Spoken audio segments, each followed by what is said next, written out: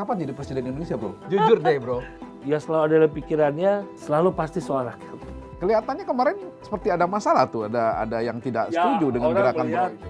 Tek-tok. Ini pilihan relawan. Harus diklarifikasi. Kayak ada masalah gitu dengan Karena PDI keluarga Perjuangan ini. karena keluarga Jujur deh Pak, Pak Hasannya akan maju lagi jadi Exco nggak setelah KLB? Berseberangan dengan kereta rel listrik yang sebelumnya anjlok di kawasan kampung.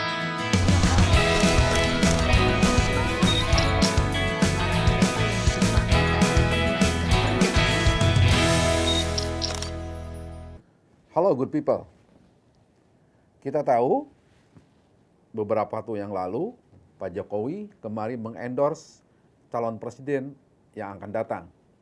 Kali ini pernyataan beliau mengatakan pemimpin masa depan yang harus dipilih oleh rakyat adalah yang mukanya berkerut dan rambutnya putih.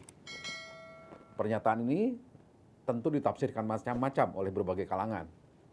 Tapi yang perlu dicatat, pernyataan ini disampaikan Pak Jokowi di hadapan para relawannya yang sudah bertahun-tahun menjadi pendukungnya.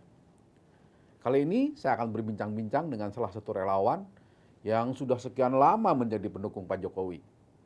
Beliau adalah Andi Gani Nena Wea. Apa kabar bro? baik, brother. Lama nih nggak Kang ketemu. Dede udah lama banget. Kita udah kayak Iya. 17 abad gak ketemu. Bro. Sibuk apa nih sekarang bro? Ngurusin buruh, Sibuk yang pertama. ngurusin PP atau ngurusin ajaib nih? Ngurusin buruh pasti karena sudah 12 tahun menjadi presiden buruh Koperasi Buruh Terbesar di Indonesia SPSI. Terus juga mimpin di ASEAN, bro. Mimpin ada buruh ASEAN ya? Buruh ASEAN, Asia Trade Union Council. Terus ada ajaib juga. Komut juga di situ ya? Preskom juga, saya chairman di Ajaib Group. Terus sekarang juga sudah hampir 8 tahun masuk Presiden Komisaris BUMN PT PP Persero Tbk. Good people, Bro Andri ini hebat loh. Jadi belum usia 40, beliau sudah jadi komisaris utamanya PT PP Terbuka. Sekarang malah ngerangkap jadi komutnya Ajaib. Tambah lagi udah lama nih jadi presiden KSPSI. Kapan jadi presiden Indonesia, bro? Jadi temannya Presiden Indonesia aja lebih bahagia, bro. Jadi temannya, bro. Jadi temannya presiden itu lebih enak. Nah, bro, pertanyaan gue ini, bro. Iya. Bro ini kan banyak banget jabatannya. Iya. Dan orang juga tahu bro ini relawan Jokowi dari dulu, gitu kan. Nah, yang ingin saya tanyakan, ceritanya bro menjadi komisaris utama termuda itu bagaimana tuh? Ya. Yang pertama ada Termuda di sejarahnya, BUMN bro. ya? Di BUMN ya, di BUMN. Yang pertama ada sejarahnya, bro. Kenapa? Karena PT PP ini sangat lekat dari gue kecil. Gue lahir dan besar di daerah Pasar Bo, Jakarta Timur dekat Cijantung. Lahir di rumah sakit tentara gue, bro. Jadi rumah sakit tempat gue lahir itu hanya berjarak 500 meter dari gedung ini. Jadi sangat membekas dari kecil. Cita-citaku dulu, bro. Cita-cita gue suatu hari nanti gue akan jadi pegawai PT PP, pegawainya PT PP. Ketika bergulir dan Presiden Jokowi menang dan gue mendapat kesempatan, ya gue lebih memilih di PT PP. Kenapa? Karena Pak Jokowi punya program yaitu infrastruktur, bagaimana membangun Indonesia, bagaimana membuka jalan di tempat terpencil, dan itu tidak mungkin ada pergerakan ekonomi tanpa pembangunan infrastruktur, tidak akan mungkin terjadi. Sekarang orang, Bro Dede misalnya dari Lampung dulu ke Palembang 11 jam, sekarang hanya cukup 3,5 jam, sudah sampai Palembang. Sekarang PP juga lagi membangun. Tol Jawa udah nyambung kan? Tol Jawa nyambung. Sampai Dan ke PP Surabaya. menyelesaikan bro, dari Probolinggo nanti sampai Banyuwangi. Jadi totally orang dari Merak langsung ke Bali. Stopnya di Banyuwangi. Itu PP yang bangun Probolinggo Banyuwangi nantinya. Artinya apa? Pergerakan ekonomi semakin cepat. Orang bisa langsung berpindah ke daerah demi daerah, membuka bisnis baru, membuka lahan-lahan baru, membuka opportunity baru dengan adanya infrastruktur. Kaitan ini bro, gue percaya Ya. bro Andi Wea itu profesional, Ya. capable ya di bidang ini sehingga jadi komisaris utamanya PT PP. Ya. Cuma tadi kan diomongin Pak Jokowi dan soal karena bro Andi ini adalah relawan. Ini pertanyaan gue agak maaf nih bro. Ya, gue sama maaf bro. Lanjut. Jujur deh bro. Oke. Jawab jujur nih bro. Jujur bro. Ya. Bro jadi komisaris utama PT PP ini apa karena bro relawan Jokowi? Ya. Jadi ibaratnya ini apalah balas jasanya Pak Jokowi kepada bro. Menurut gua enggak ya. Menurut gua sih punya keyakinan bahwa presiden walaupun kita berteman dengan presiden, bersahabat dengan presiden, kebetulan bersahabat dengan presiden sejak beliau di Solo. Beliau di Solo berjuang di Pilgub DKI dan Pilpres 2014 dan Pilpres 2019. Yang mesti bro dia tahu. Gue ditawari masuk kabinet bro. Oh. Dan gue menolak. Semua orang bingung kenapa nolak bro? Kenapa menolak? Lu kenapa nolak? Kok aneh? Kesempatan dia nggak datang 2 kali dalam hidup. Gue sampaikan, gue lebih memilih menjadi sahabatnya Presiden Republik Indonesia. Lebih leluasa, lebih bisa bebas ngobrol apapun, bisa lebih bebas ngomong apapun, lebih bisa mengungkapkan apapun yang terjadi di masyarakat sekitar. Karena itu gue bilang sama Presiden, bahwa Presiden kalau dimungkinkan saya tetap mengabdi di PT PP saja. Loh Mas, ini loncatan karir yang sangat luar biasa di kabinet.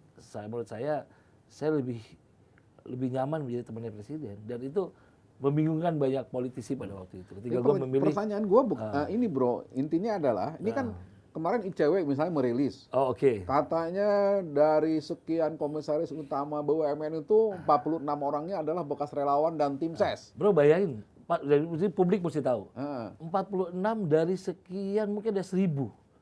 Itu hanya berapa persennya bro? Jadi orang jangan melihat hanya 46-nya, tapi dari sekian banyak BUMN. Dan juga pasti kita yakin Menteri BUMN dan Pak Erick Thohir bersama Presiden pasti memilih juga bukan hanya karena asal relawan. Bagaimana kita bisa profesional dalam menjalankan tugas. Kalau nggak profesional pasti dicopot kok. Pasti berhenti kok. Kalau nggak capable dalam bidangnya pasti juga stop. Jadi bro yakin Pak Jokowi memilih mereka itu karena kapasitasnya? Karena kapabilitasnya, ya, bukan karena kedekatan sebagai relawan. Kalau kedekatan dengan relawan, 200 relawan aja jadi komisaris, bahkan 400 relawan. Tapi kan nggak dilakukan oleh Pak Jokowi. 46 orang dari sekitar 1.400 jabatan di BUMN. 1.400, kalau misalnya gini kita hitung. Dari satu BUMN saja ada 5 komisaris. Misalnya dari 5 komisaris itu ada 5 komisaris, dikali 5, dikali lagi anak cucunya ada banyak sekali bro. Tapi hanya 46 orang yang masuk dalam lingkaran BUMN. Artinya masih jauh lebih banyak di luar relawan dan tim ses jauh, dibandingkan sangat jauh, itu. sangat jauh. Bro, lepas dari itu, gua apa istilahnya tahu bro ini profesional. Ya. Pertanyaan gue nih, karena kita kenal udah lama Banget, tapi gua belum pernah bro cerita bagaimana sih bro membagi waktu dengan kesibukan sebanyak itu, komisaris utama PP, Ajaib, kemudian presiden KSPSI, mimpin ASEAN. relawan juga mimpin ASEAN. Gimana tuh? Yang pertama sekarang lagi sibuk musyawarah rakyat Indonesia, musrah keliling Indonesia tuh bro. Bahkan di Hong Kong kemarin kita. Nah, bagaimana kita membagi waktu dengan baik? Porsi waktunya. Jadi sebelum tadi ke PP ke SPSI dulu. Sebelum ke SPSI nanti malam ke Ajaib. Jadi semuanya terbagi dengan baik.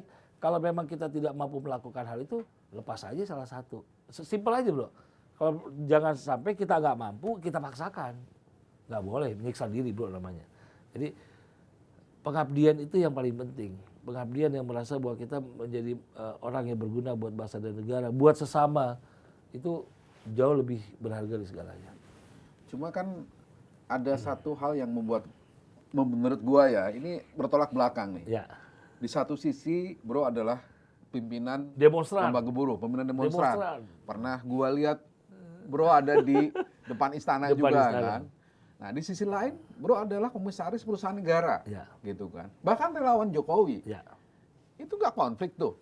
Semua orang menanyakan hal itu. Semua orang menanyakan hal itu. Nah itulah indahnya demokrasi. Nah itulah indahnya persahabatan gue sama presiden. Sampaikan kepada presiden bahwa presiden tidak ada seorang pun yang bisa menahan saya untuk tidak menyuarakan kebenaran. Untuk tidak menyuarakan aspirasi, tidak. Lebih baik saya tidak punya jabatan. Dari awal gue udah sampaikan. Dan presiden baik-baik aja. Jadi orang bingung kok ada komit BUMN, mimpin demo, nggak tahu diri, nggak tahu apa. Loh, malah harusnya senang ada seorang aktivis yang sudah duduk di jabatan orang nomor 1 di perusahaan BUMN di komisaris utama, masih tetap berjuang di jalanan loh bro. Masih tetap bagaimana memperjuangkan upah, bagaimana buruh mendapatkan keadilan, bagaimana buruh selalu mendapatkan tempat yang terbaik. Itu masyarakat ada juga yang menyatakan pro dan kontra. Bahwa ini nggak tahu diri, udah dikasih jabatan masih demo. Ada juga yang menyampaikan, oh berarti Mas Ade itu punya sebuah sikap, punya idealisme. Jabatan yang empuk menurut orang-orang semua lah, sebagai Komisaris Utama BUMN, tidak membuat dia diam dan duduk di ruangan ber-AC. Kan Jokowi bilang, jangan kelamaan jadi pemimpin itu duduk di ruangan ber-AC. Gitu. Nah, jujur deh bro. Jujur terus nih bro. Iya harus jujur bro, karena jujur-jujuran kita. Iya, oke. Jadi program Gua mau nanya, jujur-jujuran sama programnya, tagline-nya gitu. Nah, ini tadi kan disebut Pak Jokowi tahu kegiatan bro sebagai aktivis buruh, sebagai demonstran lah gitu tahu. dalam tanda kutip ya. Apa benar katanya bro itu kalau mau demo itu ngomong dulu ke Pak Jokowi, Pak boleh nggak saya demo dalam kasus ini supaya Pak Jokowi sudah tahu ketika bro ke jalanan. Bener nggak minta izin dulu itu? Yang terjadi nggak ada minta izin, malah beberapa hal kita selesaikan karena hubungan dekat dengan Presiden. Ada beberapa isu masalah upah, undang-undang cipta kerja, bagaimana masalah perlindungan buruh migran di luar negeri bisa terselesaikan dengan baik karena persahabatan yang baik. Jadi demo jalan terus. Dan tidak pernah Pak Jokowi, Mas stop demo ya, nggak pernah itu bro. Malah tumben udah lama nggak demo, wah itu baik Presiden. Ini mau di demo lagi Presiden. Jadi persahabatan itu indah banget. Ketika kita sebagai loyalis Presiden Jokowi, di satu sisi bro, gue akan menjaga Presiden sampai 2024 pasti. Dengan segala resiko, dengan segala totalitasnya. Tetapi ketika ada kebijakan yang menurut gue kurang pas, gue turun ke jalan bro. Dan itu tidak bisa menghargai apapun. Kalaupun akhirnya, nah gue tegasin bro. Kalaupun akhirnya dengan idealisme gue, dengan gue turun ke jalan, gue dicopot jabatan, gue sangat ikhlas. Itu gue udah sebut dari 2015 saat gue diangkat. Sekarang udah 2022. Nggak ada beban. Kalaupun akhirnya, Andi kamu berhenti, kamu terlalu kritis. Sangat-sangat ikhlas kalau itu dicopot. Artinya Pak Jokowi negur pun belum pernah gitu ya? Nggak ada negur. Andi, lo apa tolong, ini sampai situ aja atau cukup sampai di sini aja Saya gerakannya. tegaskan gitu. di ruang ini bro, di ruang jujur-jujuran, itulah hebatnya Pak Jokowi. Makanya kalau bilang Pak Jokowi anti demokrasi, gue juga bingung sendiri. Bisa saya Pak Jokowi panggil, di stop dong demo. Masa lu demo gue lagi, udah mau ini, udah gini. Nggak pernah Jokowi melakukan itu bro. Tidak pernah sekalipun. Selama gue jadi Komisaris Utama BUMN 8 tahun ini, sampai hari ini, Pak Jokowi komplain atau menyatakan ketidaksukaan. Malah ada beberapa hal, Mas kita diskusi yuk. Bagaimana soal Omnibus Law yuk? Oke. Bagaimana soal perlindungan buruh migran Mas? Bagaimana soal bagaimana anak-anak buruh mendapat pendidikan yang layak? Ngobrolnya enak banget. Enak banget. Dan sekarang bro sering lihat betapa sering pemimpin buruh bertemu dengan Presiden di istana. Sangat sering sekali di zaman Pak Jokowi ini. Tapi yang paling sering kan bro sama Iqbal. Sama kan? Iqbal, ya. Bro ini masih Ya. ngomong soal hubungan dekat bro dengan Pak Jokowi. Oke. Momentumnya apa sih sehingga dekat seperti itu? Jujur ya, gua kan sama bro pernah bekerja sama di NET. Ya. Bro pernah menjadi bagian dari NET. Ya. Dulu kita ngadain konser Iwan Fals, Iwan gitu kan. Fals. Ingat nggak? Ya, Di ya. Monas. Di mana 2013. Waktu itu Menjelang 2014. izinnya susah. Izinnya susah. Gua maju susah. Ini Ya. gua nggak bisa nembus Pak Jokowi. Tapi begitu gua minta tolong bro, Ya. itu izin langsung keluar. Ya. Itu kan pasti hubungannya dekat banget gitu. Sekarang pun saya lihat Pak Jokowi sama bro ya dekat banget lah, bahkan jadi komut 2 periode kan. Ya. Pertanyaan gua, ada momentum apa sih? Pernah nggak momentum personalnya bro dengan Pak Ya, Jokowi itu? momentum personal adalah ketika beliau masih wali kota Solo ya, datang waktu beliau wali kota Solo ke ruangannya sangat diterima dengan baik, ngobrol banyak, nggak pernah merasa beliau lebih tinggi dari kita sebagai temannya, dan selalu mau bertukar pengalaman. Dan ketika cerita, Mas, ini kemungkinan ada maju di Pilgub DKI ya, gue all out. Bagaimana mulai dari awal, dari mulai survei masih kecil banget tuh bro waktu itu, dan akhirnya menang.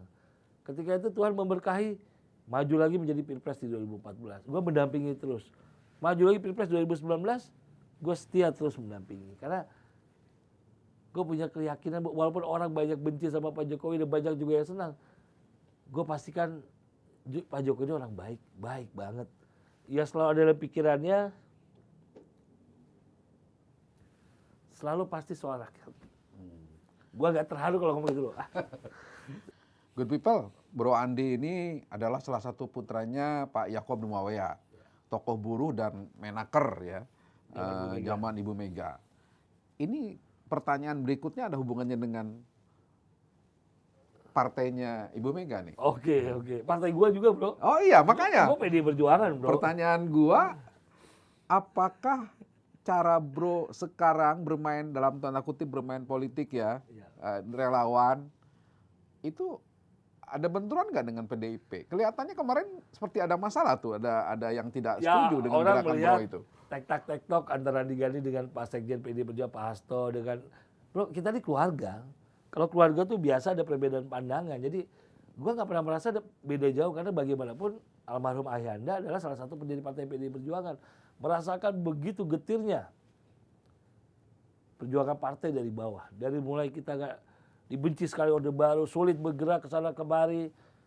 Sangat ingat betul mendampingi Ayahanda itu muter jalan di suatu kota karena kita dihalangi oleh aparat-aparat untuk nggak bisa kampanye. Itu ngalamin sampai separah itu, akhirnya kita partai ini berkuasa. Jadi nggak mungkin apapun yang terjadi, gua akan tetap dan selamanya menjadi PDI Perjuangan.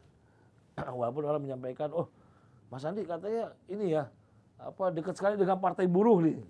Pasti kedekatan sebagai sahabat perjuangan.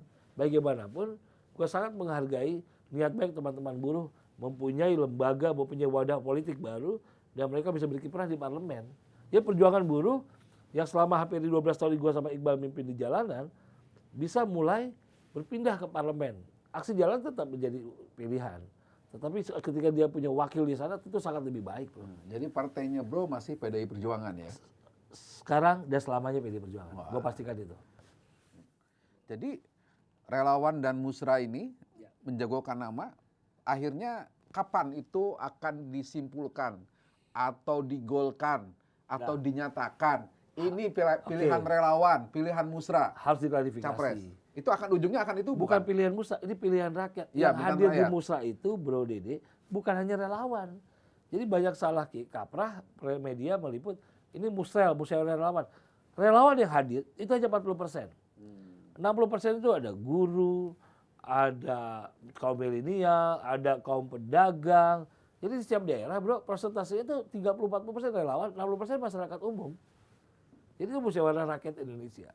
Jadi betul-betul bukan hanya relawan saja yang ada di situ, Bro. Jadi bukan relawan berkumpul musyawarah, bukan begitu.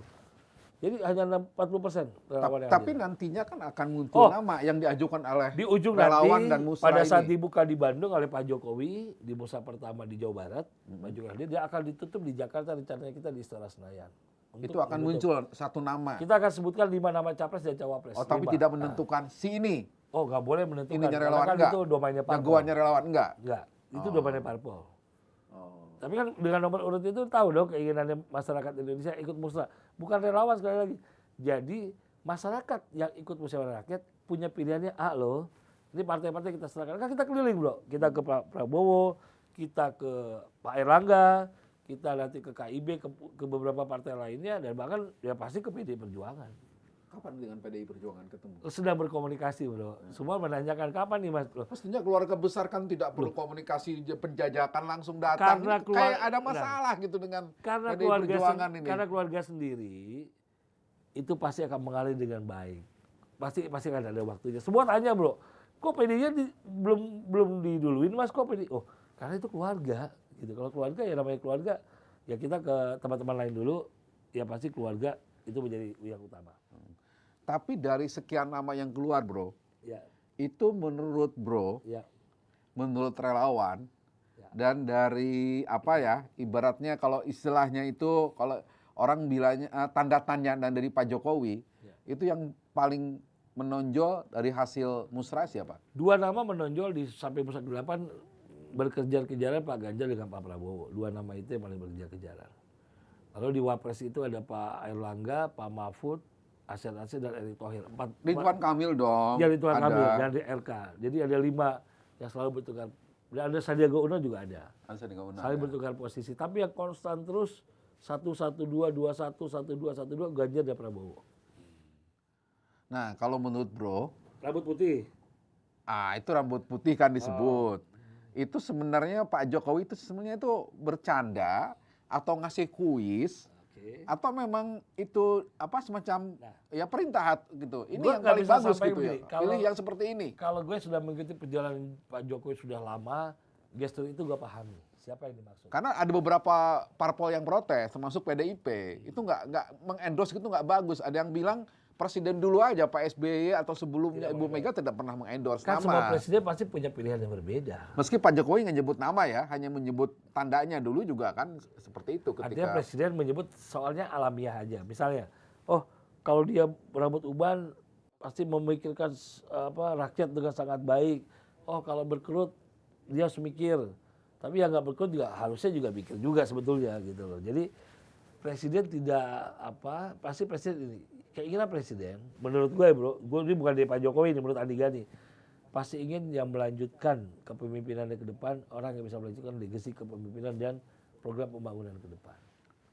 Nah, tadi balik lagi tuh bro yang bro bilang ini akan tidak akan maksudnya tidak akan sampai konklusi nyebut nama Oh di Busra? di musra. Oh sebut nama bro. Oh, nyebut nama akhirnya. Sebut nama. Oh, Kita tapi nggak nyebut satu nama kan? nggak 5 nama. 5 nama. Kita serahkan kan capres nggak partai nggak boleh dipaksa. Kita serahkan di 5 putra terbaik di capres, 5 putra terbaik di cawapres. Terserah teman-teman pilih parpol. Nah, ini bagaimana mekanismenya menyampaikan itu ke parpol? Kan kita keliling kemarin ya, jadi mesti disampaikan ke seluruh halayak. Musrah itu bukan hanya ngurus capres dan cawapres, enggak. Bagaimana isu daerah, bagaimana pupuk langka di satu daerah, bagaimana harga-harga naik, masih ada sekolah yang belum gratis. Nah, semua masyarakat terbuka, bro. Wah, itu kadang-kadang kritis di beberapa daerah. Ini pemerintah bagaimana? Nah, itu bukti ini bukan musyawarah relawan sekali lagi. Ini musyawarah rakyat, masyarakat terbuka untuk umum. Kita undangnya terbuka kok. Hadirilah. Silakan datang beramai-ramai ke sini. Enggak kita batasin. Jadi mereka mengumumkan apa ada jalan rusak Pak. Gimana sih Pak Jokowi? Itu keras-keras semua. Jadi capres dan cawapres itu yang terakhir malah bro. Bahasan sesi keempat atau kelima. Tapi relawan ini kompak ya. Setiap Kompak. kompak. Kalau kemarin bro nggak hadir itu karena ke Cianjur itu benar. Benar tuh bro. Jadi ini jadi polemik sebetulnya. Sabtu tuh bro di mana sebenarnya? Oh, Sabtu. Di Bro Dede Kacau. Jadi gini, yang pertama mungkin masyarakat, loh kok Mas Andi Gani nggak ada ya? Kok kalau di Detikcom Mas Ibu sebutnya relawan veteran, gue tua banget ya, gue jadi bilang veteran. Masih muda lah, jauh lebih muda dibandingkan gua. Disebutnya relawan veteran bro, relawan veteran. Mungkin karena Istilahnya relawan veteran. veteran, Iya, veteran. iya. Jadi polemik. Ditegaskan sekali lagi, saya sangat mendukung acara Nusantara Bersatu. Acara itu untuk merajut kebinekaan, untuk persatuan bangsa sangat bagus, sangat bagus. Tetapi memang bro, di saat yang bersamaan, KSPSI mengalami duka yang sangat dalam. 2 anggota kami dan juga 1 anak anggota kami meninggal di Cianjur, di daerah Cugenang. Kampung gua bro itu bro. Iya di Cugenang, di kampungnya Bro Terima Dede, kasih Bro. udah kirim bantuan ke Cianjur. Langsung hadir ke sana bro. Iya. Hadir ke sana. Jadi pada saat yang bersamaan, gue lagi menyiapkan rapat konsolidasi se-Indonesia melalui Vicon dengan seluruh jajaran DPD untuk menggalang dana bantuan ke Cianjur. Dan alhamdulillah jumlahnya sangat luar biasa lah untuk buruh lah. Jadi kita kirim terus sampai sekarang. Dan kita punya brigade tanggap bencana bro. Kita punya pasukan SAR khusus yang kita tempatkan sudah hampir 10 hari di sana.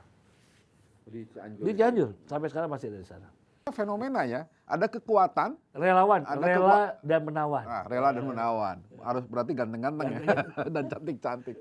Nah, enggak, ini ada parpol. Ya. Di sistem politik kita parpol memang kekuatan yang real, yang resmi ya, diatur oleh undang-undang. Relawan ini kan enggak, gitu kan.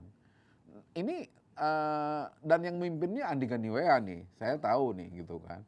Nah, pertanyaan saya, kenapa sih relawan ini yang demikian besar, yang demikian banyak, yang demikian ya cukup merata gitu di Indonesia, tidak dibawa Andi Gani Wea ke PDIP aja gitu? Atau mereka memang orangnya anti parpol? Pimpinan relawan tuh banyak, bukan hanya Andi Gani, masih banyak. Ada Mas Budi Ari, ada Mas Pitono, ada banyak pimpinan relawan Jokowi di Indonesia. Nah, tetapi memang ada khas tersendiri lah. Banyak pimpinan relawan yang tidak berpartai. Bahwa mereka lebih percaya, lebih independen, lebih bebas, lebih mandiri untuk mengungkapkan hasrat politiknya. Nah, itu relawan. Nah, gue pimpinan relawan yang punya partai PD Perjuangan. Jadi, tapi berpikiran sangat-sangat independen.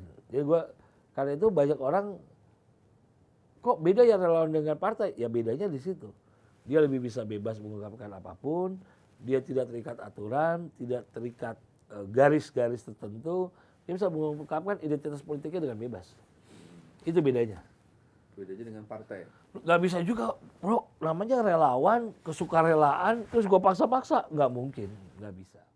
Tapi suaranya cukup didengar Pak Jokowi ya. Ya tentu memang banyak juga suara minor. Suara minornya, loh kok relawan begitu mempengaruhi jalannya pemerintahan Pak Jokowi, relawan kok selalu ada di mana-mana, relawan kok sebetulnya nggak begitu juga ya. Karena Pak Jokowi juga banyak melibatkan tokoh-tokoh masyarakat lainnya, bukan hanya relawan. Tetapi memang karena kita punya kedekatan personal, Presiden merasa lebih bebas untuk mengungkapkan bahwa ini ada permasalahan yang terjadi, ini mengungkapkan bahwa ini ada permasalahan yang memang menjadi polemik di masyarakat. Gua kasih contoh, bro. Bro pasti inget gak dulu ada tersangka narkoba namanya Mary Jane yang dari Filipina. Gue diundang pada saat menjelang eksekusi. Ini gue buka dia satu rahasia yang udah bertahun-tahun. Terbuka di situ ada beberapa tokoh hak asasi, ada teman dari relawan tuh mungkin gue sendiri atau berdua waktu itu. Gue sampaikan bahwa gue memberikan alibi gue. Presiden mendengar berbagai masukan dan pada waktu itu ya banyak masukan ya yang baik dan akhirnya kan dibatalkan eksekusinya. Jadi Presiden itu bukan mendengar hanya relawan, jadi yang duduk ya gue aja sendiri, ada berdua waktu itu kita sore-sore jelang eksekusi di Nusa Kambangan. Banyak tokoh-tokoh masyarakat menyampaikan kepada Presiden soal hak asasi manusia, soal bukti, soal bagaimana kasus ini bisa naik ke tingkat sampai akhirnya dia dijadikan terpidana hukuman mati dan akhirnya menjelang hukuman eksekusi itu dibatalkan. Bro, Ya. bener nggak itu katanya Pak Jokowi itu akan memilih, bukan memilih lah ya mendukung lah. Kalau memilih kan memang beliau punya hak pilih nanti kan. Akan mendukung calon presiden yang akan melanjutkan legasinya beliau. Bro, Taruhlah misalnya dia akan melanjutkan IKN, proyek infrastruktur termasuk kereta cepat Bandung Jakarta.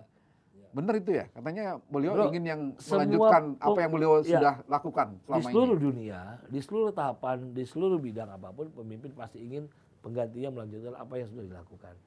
Jangankan Presiden Republik Indonesia, gue di SPSI deh. Gue mempunyai harapan Presiden SPSI ke depan harus penuh integritas, kapabilitas, keberanian mengambil risiko. Kalau misalnya pengganti gue nanti ke depan dia takut ambil risiko, berhitung risiko, kapan dia belain buruhnya? Sama, itu di skup SPSI ya. Di skup negara tentu Presiden mempunyai pemikiran, punya beban. Ini bagaimana apa yang sudah saya canangkan tetap berlanjut. Itu hal yang wajar dan sangat alamiah, bro. Sangat manusiawi menurut gue. Dan ada kesan nggak, bro kan dekat dengan Pak Jokowi, jujur deh bro. Pak Jokowi itu khawatir legasinya tidak ada yang dilanjutkan kalau salah pilih presiden berikutnya. Pasti ada kekhawatiran. Ada ya? Gue jujur kalau itu pasti. Sampai gue sampaikan tadi di SPSI, di ruang seperti SPSI itu. Gue juga punya kekhawatiran. Aduh, siapa ya penerus gue di SPSI nanti ke depan? Semoga dia amanah, berani mengambil risiko dalam posisi dia menduduki jabatan apapun. Dia harus siap dicopot karena mengambil risiko perjuangan. Karena perjuangan tidak beresiko. Pasti beresiko. Bro, ya jujur lagi nih bro. Jujur bro, udah 100 kali jujur gue. Siapa sih yang menurut Pak Jokowi bisa melanjutkan legasi beliau? Ya, tentu Pak Jokowi. Nama kan sudah muncul. Oke. Ada Pak Prabowo, ada Pak Ganjar, ada Pak Anies, ada Pak Erik, ada Bu Puan, ada Pak Airlangga, banyak lah. Satu Di hal. antara nama-nama itu ada yang dekat nggak ke situ? Ya, semua dekat, semua mendekat. Satu yang pasti Pak Jokowi pasti akan mempunyai keinginan sosok pemimpin ke depan seperti beliau, seorang eksekutor. Sekarang bro lihat, pembangunan di mana-mana, waduk, embung, jalan tol, semua dermaga pelabuhan, bandara terpencil sekalipun dibuat beliau. Karena apa? Dibutuhkan eksekusinya dia harus yakin dan dia harus berani mengambil risiko. Kalau pemimpin nggak berani mengeksekusi, itu bukan pemimpin, namanya pemimpi. Nah pasti Pak Jokowi sudah punya analisa itu, brother. Bahwa oh ini, Mas ini, kalau Mas langsung menuju ke itu ya, jangan Mas deh. Oh. Jangan Kang juga, ini jangan saya yang Nanti dipilih Kang kan. Dede, kita nggak tahu tiba-tiba Kang Dede jadi pesatri opiningit itu. Jadi kalau menurut gua Presiden dalam waktu-waktu ini pasti beliau sudah punya pemikiran siapa yang menjadi calon pemimpin ke depan.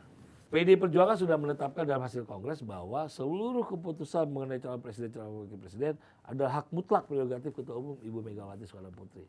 Gua kader PDI Perjuangan dan gua harus menjalankan amanah beliau. Jadi kita tunggu ya. Kita Putusan tunggu Ibu putusan Mega Ibu ya. Mega.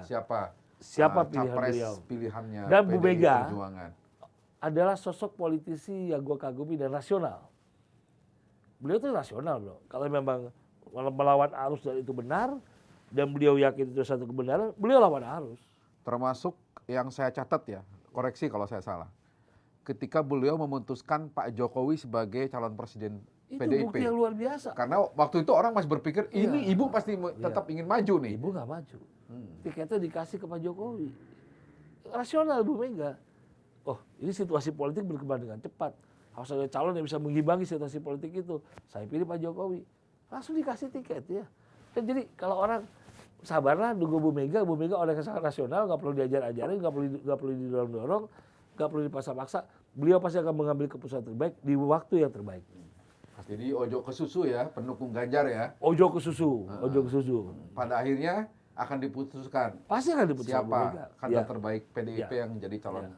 presiden. Ya. Oke bro, kita bahas satu Oke. lagi. Ini mungkin yang terakhir. Oke. Soal buruh dan kesejahteraannya. Oke. Menurut bro seperti apa sih kesejahteraan buruh atau karyawan atau pekerja kita saat ini? Kesejahteraan buruh adalah bagaimana kalau dia akhirnya mempunyai tempat tinggal sendiri. Bagaimana anak-anaknya bisa bersekolah dengan baik dan mendapatkan pendidikan yang layak. Buruh di Indonesia sudah sangat dewasa bro. Gua ambil contoh saja. Ketika ada demonstrasi sebesar-besaran di Indonesia 3 tahun yang lalu, ada 2 perusahaan datang ke gua Pak Presiden, kami nggak naik gaji dulu tahun ini. Loh kenapa kita bela habis-habisan saya perjuangan. Keadaan keuangannya lagi goyang Presiden. Kalau kami ini, jadi udah dewasa bro, nggak perlu perusahaan komplain. Anggota SPSI buruh itu datang sendiri ke pimpinannya bahwa perusahaan kami tidak mampu. Nah, tetapi jangan juga perusahaan membohongi situasi itu. Misalnya, ketika untung dia diam-diam aja, ketika rugi dia teriak-teriak. Nah itu ya nggak benar. Karena itu gue selalu menyampaikan kepada Presiden Pak Jokowi dan Bu Menaker, kalau memang perusahaan itu tidak mampu, buktikan dengan audit keuangan yang independen bahwa dia situasinya nggak bisa mengikuti aturan yang ada. Misalnya mengikuti aturan upah bro. Karena itu dia harus melakukan kebijakan yang lain. Ya itu harus ada kesepakatan 2 pihak. Kalau nggak dia melanggar aturan pemerintah, dia bisa dipidanakan. Nah soal kesejahteraan buruh, gue mempunyai suatu apa ya bro, bukan mimpi ya, suatu keinginan buruh itu harus pintar beradvokasi. Karena itu gue selalu mengadakan diklat-diklat, pendidikan dan pelatihan hampir setiap bulan. Di bidang IT, bagaimana mengadvokasi, bagaimana mendampingi. Jadi gini, apa itu namanya mengadvokasi perburuan? Ketika dia mengalami masalah perburuan, demonstrasi menjadi jalan utama buat dia. Ini gua balik. Demonstrasi menjadi jalan terakhir buat dia menyampaikan sesuatu.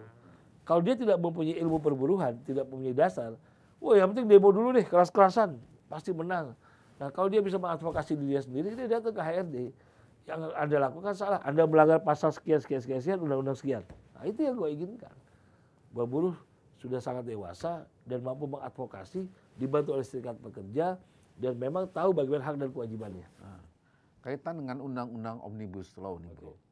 Sudah beberapa setahun lebih lah ya di undang-undang berlaku. Gue gugat bro, nah itu sejarah. Menurut bro, Sahabat dampaknya sekarang ya. realnya bagus atau enggak dampaknya buat buruh, buat Kan pekerja? gue nolak, udah jelas gue tolak. Ya, gugat kan? Dan gue gugat. Tapi kalah kan? Enggak, menang dong. Oh, menang ya? Kan inkonstitusional bersyarat. Oh iya. Mesti dibahas lagi. Itu menurut gue udah kemenangan luar biasa karena kita menang di formilnya. Artinya walaupun nggak menang 100%, menang 40%, 50% lah. Tapi itu udah sangat luar biasa keputusan MK. Bahwa apa yang dilakukan dulu salah, belum ada. Beda persepsi ternyata pemerintah menyatakan mereka yang menang. Ternyata Oh kita nggak tahu buruh kita yang merasa menang. juga, Kalau ya? menang kan mereka nggak usah diulang lagi dibahas di DPR dong bro. Iya. Kan sekarang harus dibahas di DPR, harus sosialisasi publik dulu. Dan gue punya keyakinan dan gue punya kehendak yang kuat bahwa itu harus direvisi kok. Ada masa sih outsourcing dibebaskan seluruh jenis pekerjaan kan udah nggak bener bro. Nah bro, ini kaitannya baru ini kan baru naik nih, Ya. diumumkan upah minimum Oke. tiap provinsi. Ya. Menurut Bro, angka yang muncul sekarang sudah bagus atau kurang? Ada majalah terkemuka di Indonesia mengungkapkan bahwa Permenaker 18 itu buatannya Andi Gani. Itu udah keluar tuh di majalah yang paling terkemuka di Indonesia. Nah, gue akui bahwa gue memberikan masukan kepada Presiden. Kalau PP nomor 36 itu tidak adil buat buruh. Masa naiknya 1,07%, masa naiknya 0,8%, udah nggak wajar. Sedangkan inflasi dan ada kenaikan BBM. Nah, akhirnya dibuatlah rumusan. Gue memberikan masukan, tetapi ditangkap oleh beberapa pihak bahwa itu intervensi gue. Gue mana bisa intervensi presiden, nggak bisa. Tapi gue akui bahwa gue memberikan masukan kepada presiden. Tapi ada liputan khusus di majalah terkemuka tersebut bahwa yang membuat Permenaker ini adalah buah politik lobbynya Andi Gani. Bukan lobby, berkomunikasi dengan presiden. Itu yang gue lakukan. Jadi angka yang layak itu kenaikan berapa persen tuh Bro? Ya, kalau kita layaknya mintanya 13-15%. Tetapi kan memang kita harus lihat juga situasi ekonomi yang ada. Situasi global juga kan tidak baik. Ya sekarang kan naik berata-rata antara 6-9%. Masih bagus itu. Oke, masih bagus. Masih bagus. Bro, satu lagi nih sebelum Ya. kita tutup. Itu kan banyak orang yang protes soal kehadiran pekerja asing. OTK. Malah ada yang nyebut paling banyak pekerja Cina. Ya. Temuan KSPSI seperti Ya apa? tentu. 3 tahun lalu gue pernah langsung melakukan temuan di daerah Banten, yaitu ada pekerja kasar mengerjakan sesuatu dari China. Karena itu udah nggak boleh dong bro. Itu kan ada batas pekerja tertentu yang terampil dan itu harus langsung dia serahkan kepada putra Indonesia langsung. Jadi nggak bisa juga pekerjaan kasar dilakukan oleh tenaga kerja asing. Jadi ada batasan-batasan. Dan gue temukan langsung itu di sebuah PLTU waktu itu. Jadi Dia lagi ngechat, pekerja asing yang tidak relevan untuk bekerja di Indonesia itu memang ada ya? ada. Dan gue temukan langsung, gue akui itu ada. Tapi nggak banyak juga, nggak seperti Pak Jokowi tahu ya? Pak Jokowi tahu. Dan gue sampaikan langsung kepada Presiden, kalau soal ngecat tembok itu masa sih kita bawa di luar negeri? Oh, di mana tuh Mas? Gue kasih laporannya kepada Presiden. Ya, mudah-mudahan Bro, kalau begitu semakin ada perubahan dan perbaikan ya. Ya untuk mudah-mudahan para pasti. buruh kita. Dan semoga juga Pilpres ke depan, Bro Dede aman saja, tidak ada polarisasi seperti yang dulu-dulu. Tidak ada politik identitas dan bangsa ini harus tetap kuat karena kita menghadapi badai yang sangat kuat di 2023 ini. Bro, Siap. makasih ya. Thank you, brother. Sudah Brother, jujur-jujuran datang ke sama kantor. gua. Udah banyak bukan rahasia, bukan rahasia banget. Tidak ada rahasia sama gua. Tidak kan, ada Bro? rahasia di antara Iya. kita. Good people, terima kasih sudah ikut mengikuti perbincangan saya dan Andi Ganiwea, tokoh muda, megang banyak perusahaan, tapi juga tokoh buruh. Obrolan ini pasti bermanfaat, silahkan dicermati, disimak, dan insya Allah kita ketemu dalam obrolan berikutnya.